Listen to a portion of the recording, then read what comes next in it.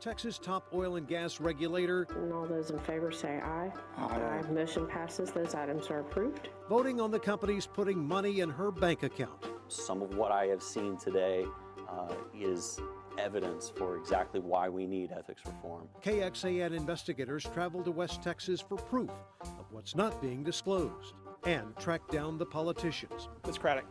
And the powerful family in question. Mr. Craddick, we just want to ask you some questions about your oil interest. Tonight, our investigation is grabbing attention at the state capitol. We need folks who are willing to take a stand against that. The status quo is not enough here in Texas. The tax money coming from those oil companies goes into schools, highways, and disaster funding for you.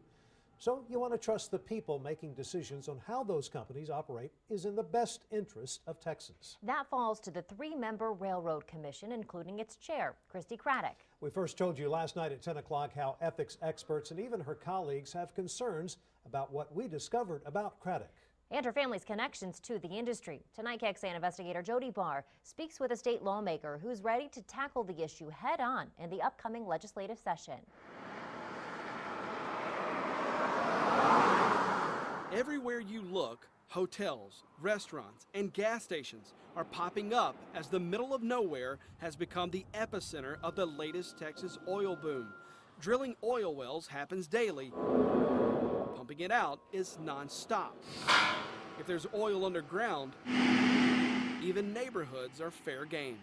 This is probably one of the more prominent neighborhoods in Denver City, and you've got a pulling unit right behind this house. Courtney Richardson planned to be a stay-at-home mom, but that changed when oil prices dropped a few years ago and her oil worker husband's pay took a hit. It's all looking up now with the discovery of the largest continuous U.S. oil field practically in her backyard, bringing with it the constant rumble of oil field trucks, the sound of 24/7 pump jacks, and even that neighborhood oil well, all welcome sounds to West Texans. For us, it doesn't bother us, because for us it's job security. You know, it makes us happy.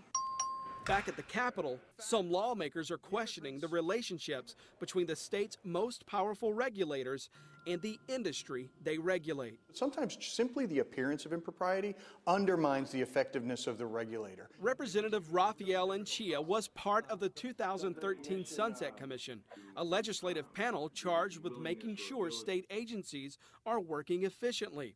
Sunset recommended separating the three commissioners from oil and gas companies. Government watchdogs told lawmakers that nearly 70% of the Railroad Commissioner's campaign cash came from the oil and gas companies they regulate. And some of that cash came from the people connected to active cases the commission was in the middle of deciding. Commissioner Christi Craddick told Anchia during the 2013 Sunset she didn't need a law for her to do the right thing. I think the question is why, if we are capable of self-policing, why should we be treated differently than other non-judicial statewide? Because I think we should self-police, and I think we are ethical and able to self-police, which is the important part of this. Do you believe this self-policing mentality is working with this commission? Well, look, I was very skeptical of that argument from the Railroad Commission back in 2013 when they said, yeah, you know, just let us guard the hen house, okay? And we don't need any rules governing that. It is in human nature to have the incentive, in their case, to make money. I get that, right? But if you're going to be engaging in these private businesses and at the same time maintaining this public charge, you owe it to the public to disclose that. To see if that was happening, we headed to West Texas, searching a dozen courthouses for Railroad Commissioner names in stacks of mineral rights. We found more than 600 properties in 22 counties connected to Craddick and her family's oil interests. All those in favor say aye. Aye. Motion passes. Those items are approved. Approved. Those items are approved. Those items are approved. We also found more than 400 times when Craddick voted on agenda items dealing with oil companies that her financial filings show pay her and her father oil royalties directly. That's not something the Sunset Commission knew during their 2013 reform efforts. Knowing this now, what do you plan to do in 2019?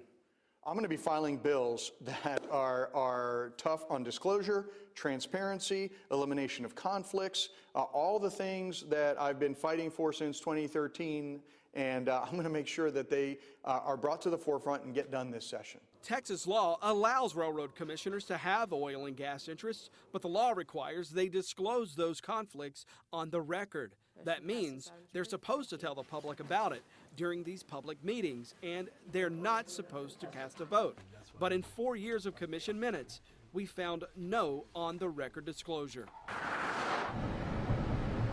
That would be breaking the law up north across the Red River. How personally involved, financially involved can they be in the industry they regulate? Not at all. 50 years ago, Oklahoma lawmakers banned their commissioners from having any interest in or financing any company they regulate. Lawmakers there also banned commission staffers from taking anything from anyone they regulate, right down to a cup of coffee.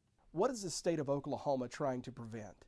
Number one, you're trying to prevent any kind of question, and then telling the elected official you can't have any interest, period. I don't know how you would get any tougher than that.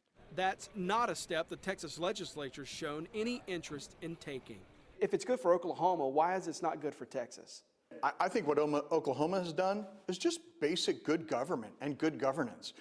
We should be able to adopt something like that here in Texas.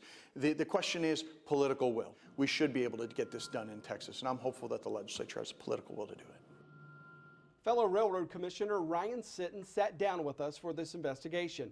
He said the way he avoids conflicts of interest, he created a blind trust. That's where a trustee invests for him, and he does not know where that money is being invested. But he's the only one of the 3 railroad commissioners who has something like that. And Jody, state law says that if anyone suspects Craddick has broken the law, that they could file a complaint or a lawsuit. That's right, Sydney. And the Attorney General could also file suit if there's a violation found.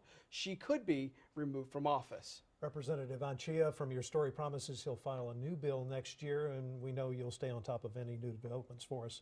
Jody, thanks so much. You're welcome. Right now, drill deeper online as we walk you through the dynasty of power and money one family has created in the oil industry.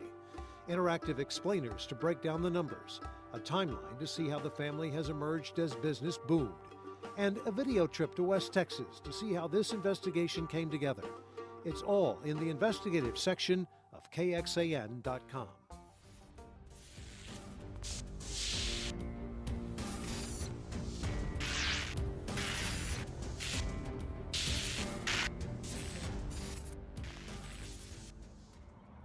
Hey guys, thanks for watching.